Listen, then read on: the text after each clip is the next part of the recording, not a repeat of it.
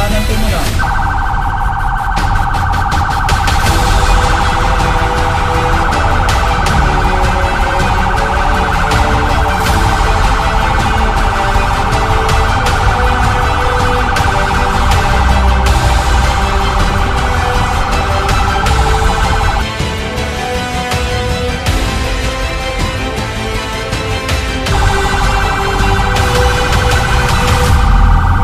Gilid po muna.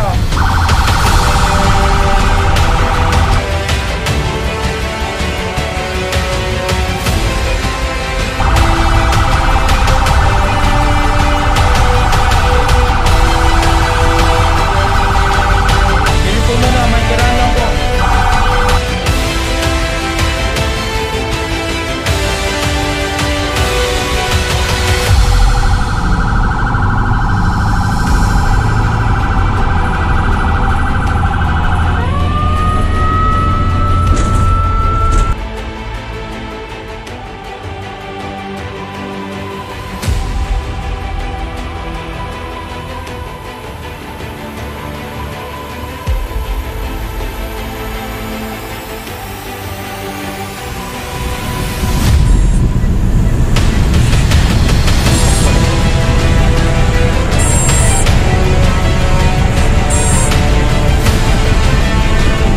Check ko lang sir. Mas pabilis ako ulit.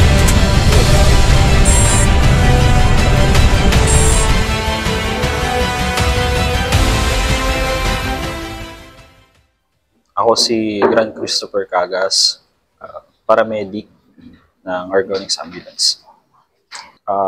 Sa ngayon, nasa 15-day bito. Ang type ng conduction kahapon is IFT run o yung inter-facility transfer. Itong inter-facility transfer na kinakonduct dito sa Argonix Ambulance is ito yung from hospital to hospital. Patient X, 7 years old female, from Bukawi Specialist to Bulacan Medical Center. Yung admitting diagnosis ni patient sa Hospital 1 is acute respiratory failure secondary to PCAP, metabolic acidosis, severe anemia secondary to infection and chronic kidney disease, otitis media left. Yan. Bali yung acute respiratory failure, isa siyang respiratory distress na nangyayari siya quickly and without much warning, ganyan. Often cause siya ng disease or injury na nakaka-affect sa breathing. Yan. Tapos itong metabolic acidosis naman, ibig sabihin na ito, yung dugo niya is masyado ng acidic. Ganun. Kapag nag-worsen itong metabolic acidosis niya, pwedeng maka-apekto to sa breathing niya, pwedeng bumagal, lumalim, ganun. First, yung breaths niya usually fast and deep, ganyan. Pwede niyang magkaroon siya ng confusion, tired, weak, ganun, nausea, vomiting, ganyan. Loss of appetite, tas fast heartbeat. Yan. Tapos yung, syempre, ano bang nakakakos sa metabolic acidosis? Ito, base na rin sa admitting diagnosis niya, itong CKD na meron yung bata, so yung chronic kidney disease niya. Ito kasi yung kidney kasi, ito yung nagmamanage ng natural waste natin pa-out ng body. So dahil hindi nga napaprocess ng kidney niya yung natural waste management sa katawan, so nakadevelop siya ng metabolic acidosis. Ito namang otitis media left. Ito naman yung infection sa left ear niya, so middle ear sa gitna. Tapos ito namang severe anemia dahil meron siyang infections. Yan.